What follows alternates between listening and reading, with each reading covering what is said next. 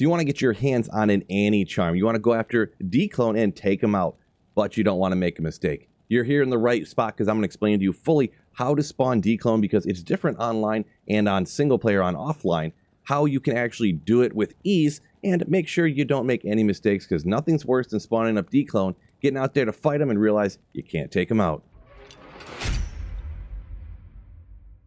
Now, first things first, most people have heard or know you need to sell these rings right here, the Stone of Jordan. You go ahead and sell these to any vendor here in Hell difficulty, but on offline single player and online, it's going to be a different quantity. So here we are, offline single player, and I'll walk over here, and you just literally have to go ahead and take the Stone of Jordan, sell it to the vendor, and Declone will invade Sanctuary. This right here, just behind me, I'll get out of the way, is how you know that Declone has spawned. It'll pop up with the same message when Declone spawns, whether it's on single player or whether it's online. So that one Stone of Jordan on single player has caused Declone to spawn. Except here we are online. You can see my game name up there. So this is a game name with a password. And we also have a Stone of Jordan. So if I'm online, what you're saying is I can just come over and sell one Stone of Jordan to the vendor, and oh, it's just been sacrificed to the Lord.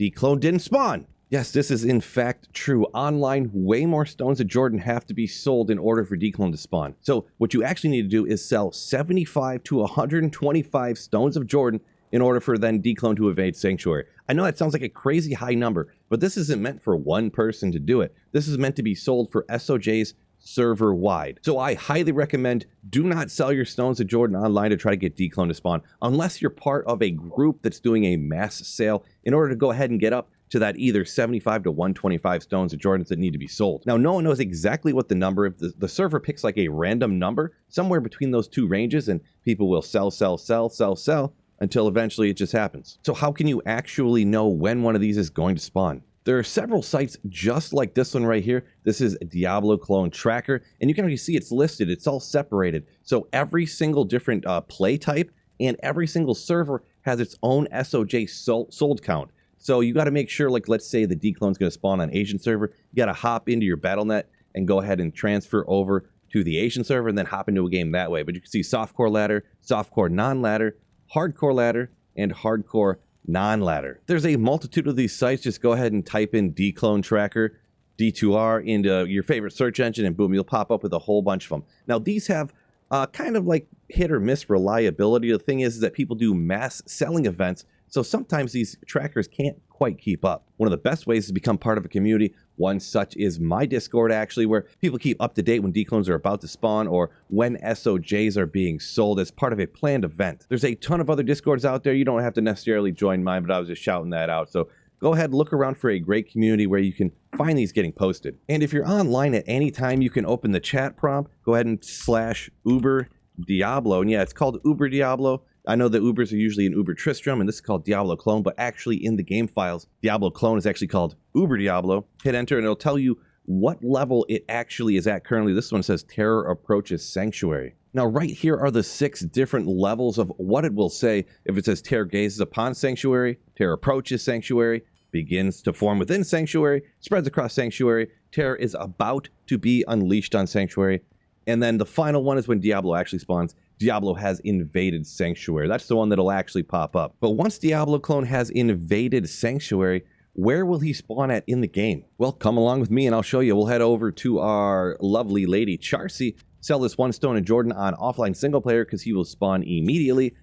Diablo has invaded Sanctuary. Now, Diablo will spawn at the very first super unique monster that you go to. Some super unique monsters, and probably the best ones to go to that a lot of people do, there's Rakanishu, because if there are any other monsters around, they're super weak, so you can usually take them out super easy. They're not too much of a struggle. Eldritch is another very popular one because he's right next to the waypoint, so if you die, you can get back super incredibly easy. And then another one is Pindle. He's right there through the portal, and also you can dive down the stairs. Declone cannot follow you, of course, and then you can jump back up and fight, dive back down, even pop a portal down underneath, down the stairs, and hop back up again to town, go back out and fight again. But my go-to, my favorite, and this is the one I would recommend for everybody because it's so legendary, go to the Arcane Sanctuary, go back through this blue portal, and go down to the super unique, is actually Fire Eyes. It's the absolute easiest to get to, and there's all these walls and doorways around the area that one of the doors actually Diablo Clone cannot even go through, so you can kind of trap them through there.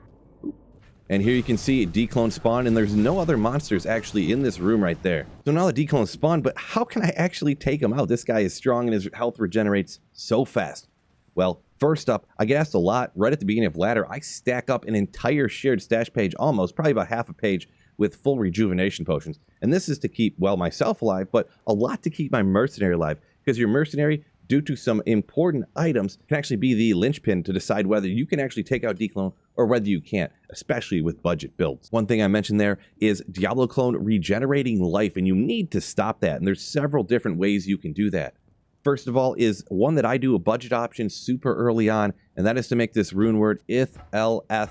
This is Malice. Now, the thing is it has prevent monster heal. But if it's on your mercenary, Prevent Monster Heal does not apply that way. Prevent Monster Heal can be applied to declone, though, if you hit the monster with the item equipped on your character, but not when it's equipped on a mercenary. Open Wounds can apply when hit from a mercenary, and that's what actually happens with this weapon. You can make it in any melee weapon, so you could even make it in a sword or something for the Act 5 mercenary, or a spear or polearm to put on your Act 2 mercenary. Once you have that made, throw it over on your mercenary, and it can take a little bit for him to actually land a shot on declone because of not having a lot of attack rating. He has a lot of defense, but that's why you need to keep pumping potions into that mercenary to keep him alive until he eventually lands a shot. Next up is trying to shop either one of these two wands, depending if you're a melee attack character or an elemental. So here we have a lower res wand and we have a life tap wand. The life tap is going to be for melee, of course, and the lower res will, of course, like it mentions, lowers its resistance, so your elemental attacks will deal more damage. So you can actually shop these straight from Akara. It will take a little bit, and this is important to note. Let me go ahead and get out of the way. You do not want to find something with life tap, the skill for the necromancer. You want to tap life tap charges, like this right here. So you just scroll around, looking, that's got teeth charges, not that, and then go ahead and do this either on offline single player or online, but do it in a game by yourself. That way you make sure that the vendors will reset, because if there's anybody in town anywhere, the vendor will not reset. Then you go ahead and look again. So you can keep doing this over and over, and usually it doesn't take too long to find the one you're looking for, but results may vary. It might take 2 minutes, it might take 15 minutes. But eventually you'll find one, and all of these things I mentioned so far are things that either I do right at the beginning of ladder or kind of before I decide to go after declone on single player. Usually on ladder I'll get this stuff pre-prepared, so when the declone starts spawning, I'm ready to go. Another cheeky little trick is using an armor you may already have on your mercenary, but you can actually throw it over on your character and take advantage of it as well. And that is actually the treachery and actually proccing fade. Now, it increases your resistance to elements and physical resistance, so helping out all across the board. Now, for your mercenary, usually what I do is I just bring him out to Eldritch here. They're not too powerful, and we wait till he gets hit, and he turns into like a ghost. He essentially looks like he's ethereal. Once that happens, there you go. He is now equipped with Fade, so he's got his resistances capped out. It helps your resistances a ton, but go ahead and throw that on your own character as well, and you can either go out there and get beat up, or you can head out here to River of Flames, and, well, you run in the flames. And this is a trick, I don't know who ended up coming up with this one back in the day, but if you stand in this fire, it ticks the life away. Watch your resistances right here. Eventually, sometimes I've seen it take forever, but really, you got a 5% chance, so 1 in 20, I believe, is what it would be, of every time damage ticks, until you should get the Fade to proc. Let's see how long it takes me here. There we go. The res jumped up. So now you have that, and you don't need to keep the armor on. You can go ahead and throw that back over on your mercenary. You have all that, and go ahead and head right out there now after declone. Of course, the better your gear is, and the better your mercenary's gear is, and the higher level you are, all that kind of stuff is going to make declone easier and easier and easier. So here, eventually, my mercenary's attacking. You see he's got the life leech, so you see him landing some shots by the life leeching over the top of his head right there. And we're going ahead, we put the lower res on him. We used a few other little tricks. You see I have the Fade procced actually on my character and my mercenary. We're raining the blizzards down, a very standard sorcerer's build that a ton of people use. And with that lower res, the damage we're outputting, decloning can go down and we can get our Annie. Don't worry, melee characters, I didn't forget about you. Now, usually people will go after this if you have the choice with a smiter, because smite lands every single shot. But if you don't have one of the few skills in Diablo 2 Resurrected that lands every time you swing, you're going to need to get a bunch of attack rating, and an absolute clutch way to get it is this dual angelics right up here above my head. Because watch when you throw on these two set pieces. They're incredibly low level, but it gives you attack rating based upon character level. end up with over 1,000 if you have a higher level character. That is going to make you go from almost never landing any shots to landing a ton of them, just an absolute ton of them. Another way to get a good amount of attack rating is a metal grid. Super rare item though, 450 there. You see this one's got honor, but this you should be definitely able to get.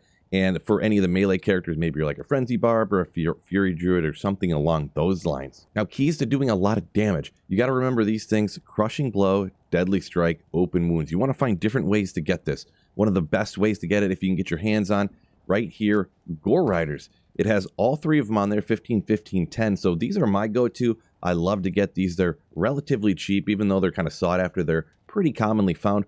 Another one that people like to use are Goblin Toes, because they have even more Crushing Blow, and Crushing Blow takes off a percentage of the monster's total life left, instead of actually you dealing the damage that comes off of like the damage number on your weapon. So that's why Crushing Blow is so powerful. It'll chunk off huge amounts at the top end. When it gets down to the bottom, it goes quite a bit slower, but Crushing Blow can take out so much of the life. So I should also, of course, mention what the other two are.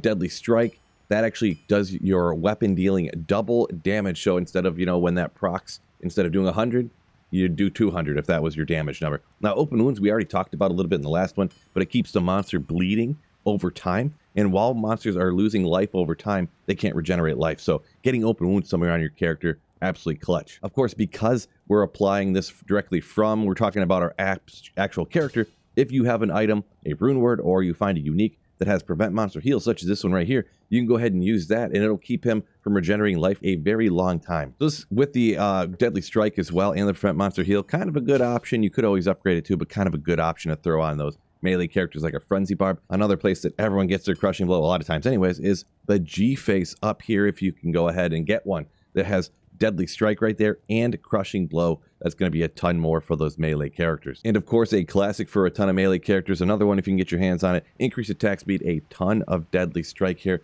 kind of boosting up your damage even more. The High Lord's Wrath, absolutely great one to get to. Now there's some budget items if you can't get the Open Wounds, Crushing Blow and stuff. We already talked about this one, but hey, if you're going to be like a Frenzy Barb, go ahead and make yourself a Malice. Then you're applying Prevent Monster Heal directly from your character. Yeah, this is a super low level base, not doing very much damage, but you could get the Open Wounds, get the Prevent Monster Heal. Maybe you're getting most of your damage off of the other weapon. Maybe you could go ahead and make a budget one. This is a go-to for early on for like smiters and stuff, but hey, go ahead and make yourself a Black Flail. Gets a ton of Crushing Blow right there, 40% with just having, really the hardest thing to get there is an IO. So pretty simple to make. And of course, don't forget on swap, if you don't have life tap somewhere, you're going to have a bad time. So you could have Dracula's Grasp for the gloves, or go ahead, get yourself a life tap wand that you can go ahead and shop up as I shown before. You cast this the same way we were using lower res a minute ago, and you're going to be good to go. And we have these super low level weapons. Let's go try it out. Now, I don't even have a Mercier on this one. I figured he probably wouldn't survive, and we don't absolutely need it. So now I'm going to go ahead and chop this one up because it does take quite a while, but I'm really never in any danger at all after battle ordering up with a barb and stuff. You got enough life. The life tap keeps the life coming back. We use maybe a half dozen full rejuves at most, so as long as you keep the life tap up, no matter what melee character you are, you're pretty much going to be perfectly fine going after Declone, as long as you have the Crushing Blow, Deadly Strike, and the other tricks we kind of went over here.